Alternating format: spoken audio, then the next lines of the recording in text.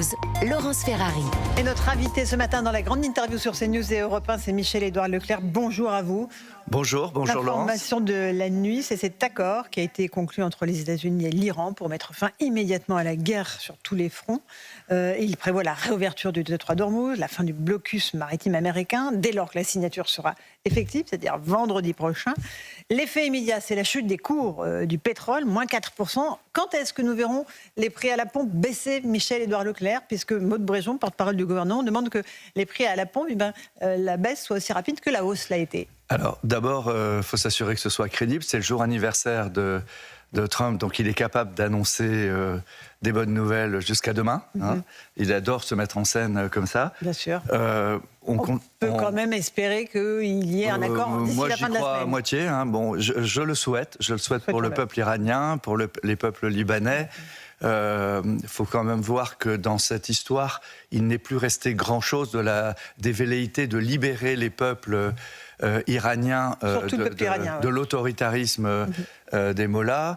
On s'aperçoit qu'au plus tout ça s'est guidé par des négociations de fric, les taxes sur les détroits d'Ormuz, le fric formidable qui a été fait par la pétrochimie et les pétroliers.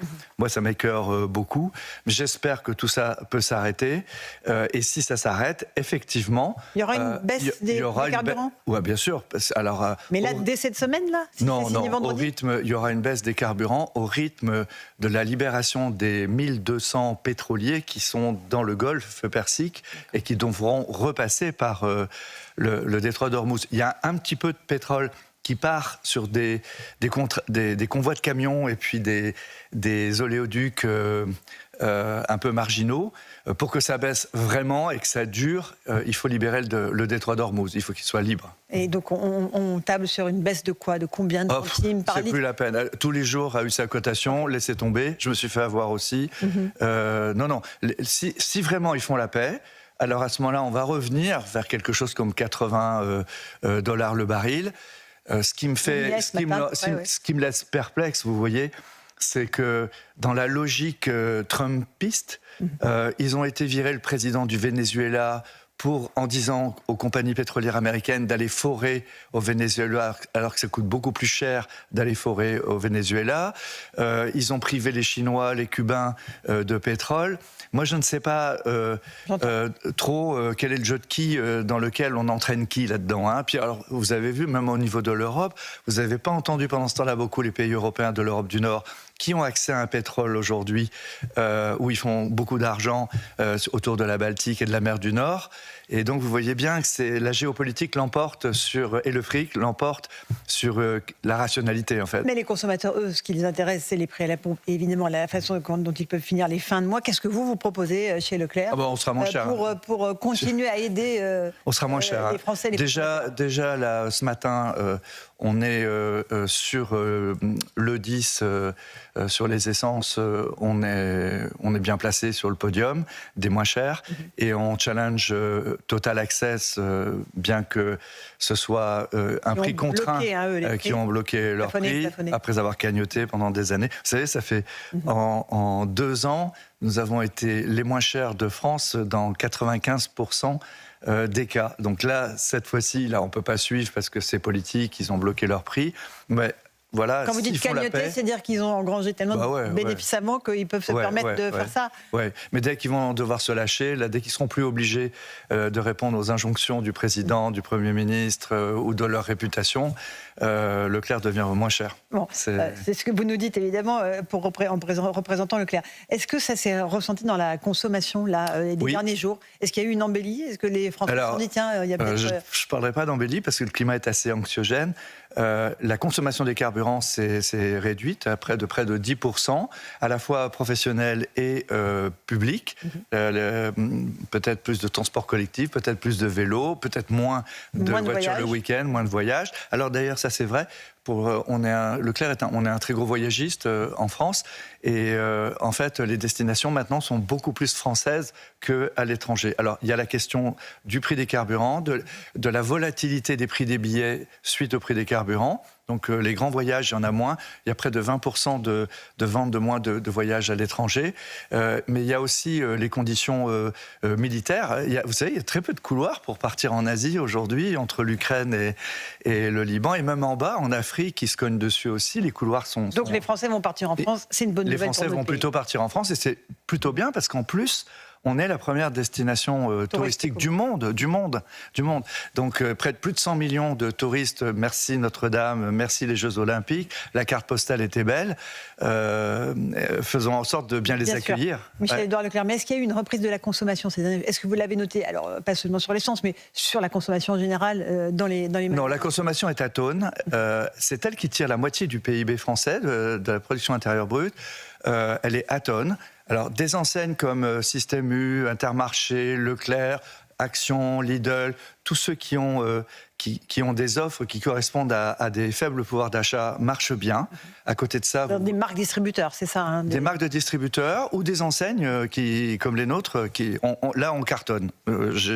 On cartonne vraiment beaucoup. Vous voyez, Leclerc n'a pas racheté de magasin et on augmente encore nos parts de marché. Donc, ça veut dire qu'on est bien positionné en prix. C'est pareil dans presque tous les métiers, ça se reclasse, il y a de la casse chez les gens qui vendaient cher, et ceux qui vendent pas cher aujourd'hui prennent leur marché, quoi. Et il y a des produits spécifiques qui ont plutôt bien marché, les Français se font à nouveau plaisir sur l'alimentaire, sur les vêtements. C'est quelquefois très ambigu, on va dire c'est 2 en 1. L'Oréal, c'est 3 en 1, je crois, hein, mais bon, c'est 2 en 1, c'est-à-dire qu'à la fois on fait anti-gaspi, on consomme moins, on consomme petit prix, des marques comme EcoPlus, Premier Prix, etc. Mais de l'autre côté, on se lâche à l'apéro et là, au contraire, c'est pas luxe, mais mais ça traduit une situation d'anxiété, en fait. Et il y a d'ailleurs une menace de Donald Trump d'une taxe de 100% sur les vins et spiritueux. Ça, c'est une véritable inquiétude sur les prix. Il devrait faire attention parce que on a en France, on aime les Américains. On aime le mythe américain, il s'en rend pas compte. Lui, il tient des propos, et surtout Vance, là, il tient des propos mal à propos à l'égard de l'Allemagne, à l'égard de la France, à l'égard de l'Europe. Mais nous, les Français, on aime bien nos héros de cinéma. On aime bien... mais il sera reçu à Versailles en grande pompe, Oui, j'espère qu'il va le recomprendre. Mais à force de nous menacer nos vins de Bordeaux, nos vins de Bourgogne, etc., il ne faudrait pas qu'il oublie qu'il y a 4000 entreprises américaines qui sont en France. Hein, même les ascenseurs Otis, par exemple, c'est américain. Et moi, je pense que si il exagère trop, il faudra que tous les entrepreneurs français mobilisent les entreprises américaines en France pour écrire aux républicains aux États-Unis pour lui dire mettez-la en veilleuse. Vous pensez qu'on fait vraiment le poids, nous, les entreprises françaises, par rapport aux entreprises américaines, Michel-Édouard Leclerc ? On est le plus gros marché du monde. On est le plus gros marché du monde. On parlait de l'Europe, là, pas seulement de la France. Oui. Un mot du rapport sénatorial qui a été publié le 21 mai, qui est plutôt rude pour la grande distribution, parce qu'ils estiment que vous faites des marges démesurées. Qu'est-ce que vous répondez ? Sur 100 € dépensés en alimentation, plus de 40 reviendraient à la grande distribution, 13 à l'industrie et seulement 8 aux agriculteurs. Alors c'est un rapport qui est plutôt rude pour la médiocrité ainsi révélée et l'inculture de ceux qui l'ont rédigé. Les sénateurs. C'est nul. Ah, vous y allez fort. Ah oui, non mais moi je suis président d'une école de commerce. Ils ont pas travaillé ? En première année de Sciences Éco ou en première année de Néoma, je peux vous dire qu'on réécrit ça, ça. Non, vous voyez, mais ça démontre, c'était un rapport à charge, un peu comme il y a eu sur le service public, etc. Les députés, ils s'éclatent avec ça, mais nous, évidemment, c'est pas Michel-Édouard Leclerc qui est touché, c'est les centaines de milliers de salariés de la distribution à qui on dit vous redevez de l'argent à l'agriculture, vous redevez de l'argent à l'industriel. Non, mais de quoi ? On ne dit pas ça d'un restaurateur. C'est en France, les élites n'aiment pas le commerce. Et donc, on va le leur rendre bien parce qu'on va leur expliquer qu'aujourd'hui, si les Chinois font un carton avec leur voiture, si même les peuples méditerranéens ont construit la civilisation, c'est grâce au commerce. Et donc, moi, puisqu'on parle de souveraineté alimentaire et que ce rapport tournait autour de ça, moi, j'invite à ce qu'ils fassent comme le président de la République fait maintenant, qu'on fasse la team souveraineté alimentaire française, qu'elle soit compatible avec l'expression du pouvoir d'achat des Français, la défense du pouvoir d'achat, et qu'on le fasse de la fourche à la fourchette, comme le disait Madame Lambert. Il faut arrêter de casser du sucre sur le dos, sur le commerce. Ça sert à rien d'avoir un prix. un tarif, de décréter un prix légal. Si c'est pas vendu, ça fera jamais une rémunération. Nous, les commerçants français, nous sommes aujourd'hui dans le monde les meilleurs commerçants du monde. Bon, et la team souveraineté alimentaire, ça consisterait en quoi? Qui en ferait partie, Michel-Édouard Leclerc? Mais moi, je suis pour qu'on mette des filières entières. Le président a réuni à l'Élysée les producteurs d'électricité jusqu'aux distributeurs d'électricité pour qu'on accélère sur le passage de l'énergie fossile aux énergies électriques. Sur l'agroalimentaire, on s'est fait tailler des croupières, non pas par les États-Unis, la Chine ou autres, mais par les Italiens et par les Espagnols, d'accord? Et sur les marchés européens. Donc nous, on propose qu'on soit associé à l'ensemble des décisions qualitatives. Je propose aussi que tous les industriels soient obligés de mettre l'origine de leurs produits, comme ça on verra bien... Sur l'étiquette. Oui, on verra bien qui jouera la préférence nationale. Moi, je ne sais pas, quand j'achète du lait Nestlé, quand j'achète des produits dans les grandes multinationales, on me dit que je n'ai pas le droit de négocier les prix agricoles. D'accord, j'achète ça. Dans la loi Egalim, j'achète ça. Mais par contre, je veux savoir si je paye le cochon espagnol ou le cochon français quand j'achète un sandwich Sodebo ou Fleury-Michon. Je voudrais aussi qu'on mette le Nutri-Score partout sur les produits. Après, les consommateurs font ce qu'ils veulent. Si vous mangez quelque chose qui est rouge ou qui est classé G ou F, vous irez en salle de sport 1 heure de plus, mais au moins savoir ça. Et enfin, moi je pense qu'il faut mettre en suspens toutes les dispositions qui n'ont rien à voir avec les lois agricoles, qui m'interdisent de vendre des couches moins chères, qui m'obligent à prendre des marges sur le Schweppes, le Coca, le café, le thé qu'on ne produit pas en France. Je voudrais que justement on donne la possibilité de revaloriser le produit agricole français tout en permettant aux distributeurs de se concurrencer dans la loi de manière légale pour pouvoir offrir des prix moins chers. Michel-Édouard Leclerc, il y a aussi la question de l'énergie, de l'inflation des prix de l'énergie. On la vit, évidemment, 25% d'inflation en 2 ans après la guerre en Ukraine. Est-ce que là aussi, il y a eu des spéculations? Là aussi, vous dénoncez des abus de tous les côtés? Ouais, alors aujourd'hui, ce qu'on vend en magasin a déjà été acheté il y a 5 mois, 1 an, d'accord? Mais vous entendez toutes les organisations professionnelles commencer par dire qu'ils vont devoir acheter 20% plus cher leurs emballages, 20% plus cher les plastiques, toute la pétrochimie d'ailleurs elle est cotée à la hausse, mais d'une manière éhontée, parce qu'on croit que ça va passer directement sur le consommateur via les industriels. Alors nous on est en mode combat, philosophie Teddy Riner, tu veux me taper, moi je vais te résister. J'invite tous les industriels aujourd'hui, avant de venir nous voir, de renégocier en amont ce qui n'a pas encore augmenté, de ne pas laisser passer les hausses, parce qu'il n'y a aucune raison que les consommateurs français payent l'inactivité en amont des industriels face aux spéculateurs. Là, aujourd'hui, Eurostat prévoit une inflation en Europe entre 2,5 et 3,5. Vous aviez prédit 4% pour cet été. J'avais dit que si ça continuait, on irait jusqu'à 4%. Je prolongeais les statistiques Eurostat. Donc là, vous avez révisé à la baisse. S'ils arrêtent, évidemment, on va rester à 2,4, 2,5. Mais je vous rappelle que les salaires ne vont pas augmenter plus. Donc si on veut que l'économie française aille mieux, il faut que tout le monde se batte pour que les prix baissent. Michel-Édouard Leclerc, il y a aussi, on parlait d'énergie, l'électricité. Vous voulez accélérer sur l'électrique pour ne pas que nous soyons écrasés par les Chinois, ce qui est déjà en grande partie fait. Comment faire pour que les Français les plus modestes, qui n'ont absolument pas les moyens de s'acheter une voiture électrique, puissent accéder quand même à cette technologie? D'abord, il va arriver sur le marché des petites voitures qui ne sont pas chères. Quand vous dites pas cher, c'est quoi? Je sais, dans les 15 000, 20 000 euros. Enfin, quand je dis c'est pas cher, c'est cher pour qui n'en a pas, mais dans les voitures, dans les gammes de voitures, c'est accessible. D'autant que le gouvernement a prévu des bonifications. Alors aujourd'hui, les mieux placées sont des voitures chinoises, sont des voitures coréennes aussi, on n'en parle pas, des voitures japonaises, on met tout chinois, mais c'est beaucoup plus varié que ça. Donc notre proposition, c'est de continuer à bonifier l'achat de voitures électriques, c'est de foncer sur l'électrique, parce qu'au pétrole, on perdra toujours, les Américains auront toujours plus de pétrole que nous, même l'Europe du Nord. Nous, Français, pour la souveraineté, pour la préférence nationale, c'est l'électrique. Il faut qu'on ait l'électrique. Et Leclerc travaille aujourd'hui sur la montée la montée en charge, la montée du nombre de bornes de recharge, des bornes de recharge avec des tarifications qui seront les moins chères du marché. On est aujourd'hui le moins cher du marché sur le kilowattheure normalisé qu'on trouve sur les parkings. On a une appli, il n'y a pas à s'abonner, on pourra même avoir du ticket Leclerc dessus et donc des rabais.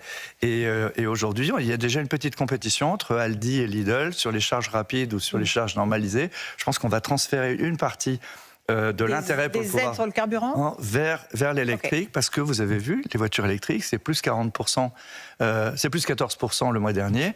Donc les Français ont compris l'enjeu. Il faut que les constructeurs automobiles aussi choisissent leur camp. À force de dire un peu de thermique, un peu d'électrique, les jeunes Français ne savent pas quelle bagnole acheter, quoi. Bien sûr.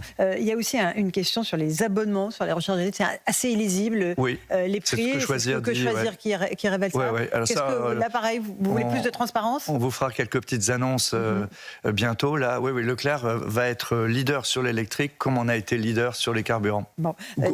Comme on restera leader sur les carburants. C'est ce que vous dites, évidemment. Il y a votre proposition sur la souveraineté alimentaire. Il y a aussi, vous réclamez toujours la création d'un fonds souverain, un fonds d'investissement capable de mobiliser l'épargne des particuliers pour financer les grands chantiers nationaux. Oui. Et la question, c'est est-ce que les Français ont confiance en leur État? Et là, l'État français. Le fonds souverain n'est pas forcément piloté par l'État. Et dans le cas, par exemple, des fonds norvégiens, c'est pas l'État qui décide de l'affectation de ces fonds. Donc c'est une question c'est un débat qui doit avoir lieu sur les moyens, les conditions.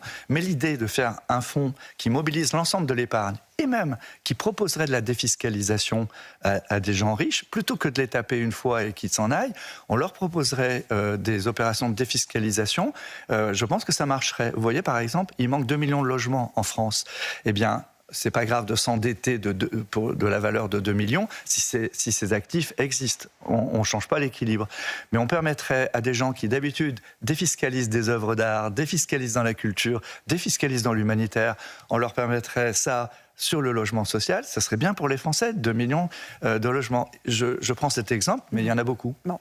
Michel-Édouard Leclerc, un tout petit mot des salaires. Il y a eu une revalorisation du SMIC là, au 1er juin. Est-ce que ça vous semble suffisant, 2,4% par rapport à l'inflation? Est-ce qu'il faut le systématiser? Il faut tout changer sur le salaire. Alors, je trouvais intéressant, dans les 2 livres principaux qui sont sortis en librairie là, ces 2 derniers mois, celui d'Attal et celui de Bardella, tous les deux... commence à poser une question qui était taboue jusqu'ici. Est-ce qu'on doit faire payer par les travailleurs, entreprises et salariés? Est-ce qu'on doit faire payer par les travailleurs l'avenir du robot, du numérique et de l'intelligence artificielle? Moi, je suis d'accord avec eux. Il faut transférer ces charges sur le travail, sur ce qui concurrence le travail. Et pour moi, aujourd'hui, cette masse que constitue le numérique, les transactions financières... On met une taxe sur l'IA? On met une taxe sur l'IA. La manie française des taxes, hein. Oui, mais attendez, on résout un problème de manière pragmatique. Aujourd'hui, on met du taxe sur votre boulot. Vous, on paye des taxes sur votre salaire, on paye des taxes, et CNews paye des taxes ou Europe 1 sur votre salaire. Alors d'abord, on supprimerait ces 2 taxes. Votre salaire net serait votre salaire brut. C'est quand même plus de 30% sur 4-5 ans. Je pense que Laurence Ferrari apprécierait et tous ses collègues autour. Et après... Et dans le même temps, on choisirait une autre base de cotisation qui serait beaucoup plus large et donc avec des petits taux sur des très grandes masses permettrait de financer notre système social. Parce que pour le coup, je veux défendre le système social français. Allez vivre aux États-Unis, faites un enfant, sortez de l'hôpital, ça vous coûte $30 000. En France, ça coûte rien. Alors par contre, je soutiens l'initiative des députés, je ne sais plus de quel camp ils sont, qui disent que même si c'est gratuit la santé, ce serait bien que les Français sachent combien ça coûte. Exactement. Ça, c'est une très bonne initiative en réalité parce que, pédagogique. Vous n'êtes toujours pas candidat à la présidentielle, vous avez des idées intéressantes. Je viens de vous le dire. D'accord, mais vous excluez toujours pas l'idée. Non. Bon. J'ai envie que... Oui. Écoutez, personne ne parle du pouvoir d'achat, personne ne parle... Oui, mais entre autres, les gens parlent entre et puis alors que c'est le problème central des Français. C'est dans des programmes un peu... on parle plus comment on finance et tout ça. Et puis ils sont tous dans l'idée qu'il faut passer la barre des 12 ou 15% pour être au 2e tour contre le RN, comme si ça faisait un projet français. Et même pour le RN, ça ne fait pas un projet français. Donc ce qu'il faut, c'est aujourd'hui coaliser les Français sur 51% de projets, faire la France grande en Europe avec des idées sociales. Mais regardez, la droite sociale, les séguinistes, les Chabans dalmatiens, De Gaulle, tout ça, à droite, on parle plus de ces références. Alors, elles sont générationnelles, mais quand même, il y avait du fond sur le plan social. Il y avait des chrétiens démocrates. Et à gauche, ils se battent sur... on se limite à taper les riches, machin. Ça va marcher une fois, ça fait pas un projet collectif. Il faut un projet collectif à la France, c'est un commerçant qui le dit. D'accord, et c'est peut-être vous qui porterez ce projet. Un dernier mot, si on résume cette interview.